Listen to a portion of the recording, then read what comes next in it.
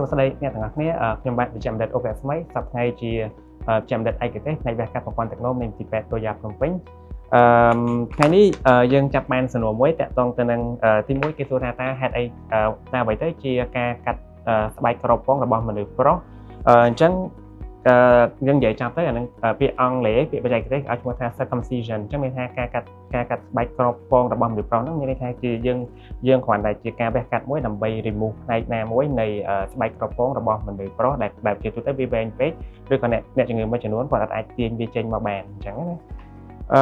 សំណួរទី2ដែលគាត់សួរថាតើ indication មានន័យថាតើមនុស្សគ្រប់គ្នាត្រូវតែកាត់អត់អញ្ចឹងជាចម្លើយគឺអត់ទេអញ្ចឹងវាមានជា indication ថាតើពេលណាយើងត្រូវកាត់ពេលណាយើងត្រូវទុកអញ្ចឹង indication ទី1យើងឲ្យឈ្មោះថា absolute indication មានន័យថាអ្នកជំងឺដែលមានបញ្ហាទាំងអស់នេះគាត់ត្រូវតែធ្វើការវះកាត់ស្បែកចុងនឹងចេញអញ្ចឹងទី1អ្នកជំងឺដែលគាត់មាន phimosis មានន័យថាគឺជាជំងឺមួយដែលស្បែកហ្នឹងវាខ្ជិបពេកដល់ពេលអញ្ចឹងអ្នកជំងឺគាត់អាចបន្លាត់មកខាងក្រោយទេដូច្នេះអ្នកជំងឺបែបនេះយើងគួរតែកាត់វាចេញទី2យើងឲ្យឈ្មោះថា paraphimosis វាស្រដៀងគ្នានឹងដែរប៉ុន្តែស្បែកក្រពងហ្នឹងយើងអាចបន្លាត់មកបែបប៉ុន្តែដល់ពេលយើងបន្លាត់ទៅមុខវិញវាលំបាកហើយបញ្ហាដែលកើតមានភាគច្រើននៅពេលដែលអ្នកជំងឺគាត់រួមភេទទៅគាត់បន្លាត់អាហ្នឹងមកទៅវាពាក់ជាប់នៅកន្លែងហ្នឹងដល់ពេលអញ្ចឹងទៅធ្វើឲ្យស្បែកខាងមុខហ្នឹងវាភាគច្រើនវាឡើងហើមដែលបង្កឲ្យទៅជាបញ្ហាទៅដល់អ្នកជំងឺទី3គឺបញ្ហាអ្នកជំងឺដែលគាត់មានស្បែកហ្នឹងអាសាររលាកហ្នឹងដោយសារផ្សិតឬក៏ដោយសារជំងឺកាមរោគអញ្ចឹងភាគច្រើនអ្នកជំងឺបែបហ្នឹងដោយសារស្បែកហ្នឹងគាត់ស្បែកចុងគាត់វែងពេកដល់ពេលកាលណាវែងពេកគាត់បាត់ជើងទូចទៅអត់អស់ទេដល់ពេលអត់អស់ចឹងទៅធ្វើឲ្យទឹកនោមហ្នឹងនៅសល់នៅក្នុងស្បែកខាងចុងរបស់គាត់នឹងដែលយូរទៅធ្វើឲ្យអ្នកជំងឺភាគច្រើនគាត់រមាស់ហើយគាត់មានហានិភ័យនឹងការផ្សិតនឹងការអីនៅលើស្បែករបស់គាត់អញ្ចឹងអ្នកជំងឺទាំង3ប្រភេទនេះយើងគួរតែធ្វើការវះកាត់ទី2យើងនិយាយថា relative indication មានន័យថាជាការវះកាត់មួយដែលសំខាន់ដែរប៉ុន្តែសួរថាធ្វើបន្តណាស់អត់ទេអញ្ចឹងសួរថាមនុស្សប្រភេទណាដែលត្រូវធ្វើការវះកាត់បែបហ្នឹងអញ្ចឹងយើងឧទាហរណ៍អ្នកជំងឺទី1ដែលគាត់មាន recurrent UTI មានន័យថាគាត់អាសាររលាកផ្លូវនោមដោយសារអីដោយសារតែគាត់នោមអត់អស់ដោយសារតែស្បែកហ្នឹងវាតឹងពេកគាត់បាត់ជើងអត់អស់អញ្ចឹងអ្នកជំងឺគាត់តិចរលាកផ្លូវនោមជា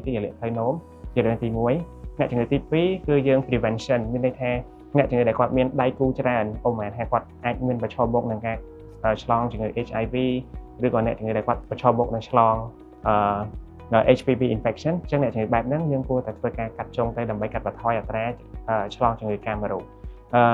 indication ទី3តាក់ទងទៅនឹងសាសនាដូចជាជនជាតិអ៊ីស្លាមឬក៏ជនជាតិអ៊ីស្រាអែលគេតម្រូវឲ្យក្មេងៗដែលកើតមកហ្នឹងត្រូវតែកាត់ចុងអាហ្នឹងគឺជាបញ្ហាសាសនាសំណួរទី3គេសួរថាតើលោកគ្រូការវះកាត់ហ្នឹងជ្រើអត់អញ្ចឹងជាទូទៅការវះកាត់ស្បែកក្រពងជាការវះកាត់មួយខ្លីមានរយៈពេលជាទូទៅអាចនៅចន្លោះពី20ទៅ30នាទីជាការវះកាត់មួយដែល painless មានន័យថាការវះកាត់ដែលសឹងតែ 100% អត់មានឈឺអីទេហើយជាការវះកាត់ផ្នែកបែប OPD មានថាក្រោយការវះកាត់ហើយអ្នកជំងឺគាត់អាចទៅផ្ទះបានយើងអត់ចាំបាច់ឲ្យគាត់គេងពេទ្យទេសំណួរទី4សួរថាចុះលោកគ្រូការវះកាត់ហ្នឹងយើងមានប្រភេទអីខ្លះអញ្ចឹងការវះកាត់ចែកចេញជា2ដែលយើងនឹកឃើញមកដល់បច្ចុប្បន្នទី1ការវះកាត់ដោយប្រើសម្ភារៈមួយទៀតការវះកាត់ដោយប្រើ stapler អញ្ចឹងពីមុនយើងមានការវះកាត់